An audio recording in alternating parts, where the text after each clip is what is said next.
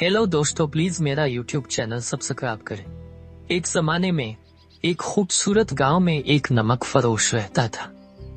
वो गुर्बत में था लेकिन अपने गधे का बहुत ख्याल रखता था। वो अपने गधे को बाजार में नमक के थैले ले जाने के लिए इस्तेमाल करता था। रास्ते में एक दरिया और एक छोटा पुल था। नमक फरोश हमेशा पुल से जाता था क्योंकि यह बाजार का शॉर्टकट था। गधा एक आराम की जिंदगी गुजार रहा था।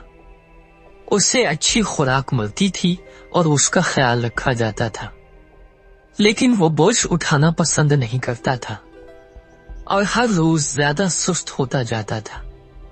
एक दिन उसने अपने बोझ को कम करने के लिए एक चाल सोच ली। अगले दिन जब नमक फरोश ने उस पर नमक के थैले लादे और पुल की तरफ चल पड़ा, तो गधा अचानक रुक गया। नमक फरोश ने उसे आगे बढ़ने के लिए मारा, लेकिन गधा हिलने से इनकार करता रहा। गुस्से में नमक फरोश ने उसे और भी मारा। अचानक गधा अपने पिछले पांव पर खड़ा हो गया और जैसे ही नमक फरोश ने उसे काबू करने की कोशिश की, वो खुद को आगे फेंक दिया, सीधा दरिया में। नमक फरोश परेशान हो गया।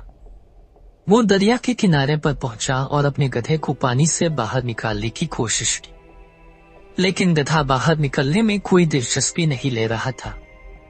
नमक फरोश को समझ नहीं आ रही थी कि वो क्या रहा है। थोड़ी देर बाद गधा पानी से बाहर निकला और अपनी खाल को हिलाते हुए खुशी से चहराया। नमक फरोश हैरान रह गया। जब गधा बाजार पहुंचा तो वो पहले से कहीं ज्यादा हल्का महसूस कर रहा था।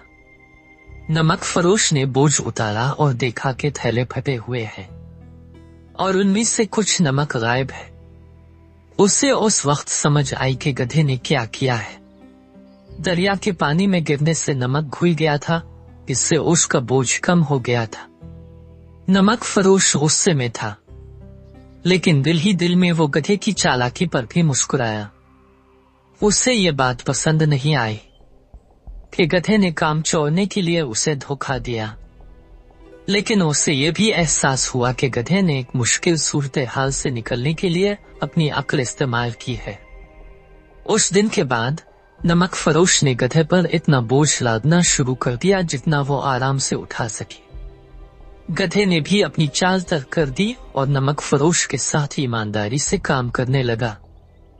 आखिरकार दोनों मिलकर खुशी से रहने लगे।